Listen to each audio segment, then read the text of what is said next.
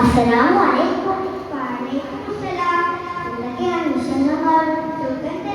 നിന്റെ വിശേഷങ്ങൾ എന്തൊക്കെ? എനിക്കും സുഖം. അല്ല, നീ പഠനത്തിൽ പിന്നോട്ടാണെന്ന് കേട്ടു.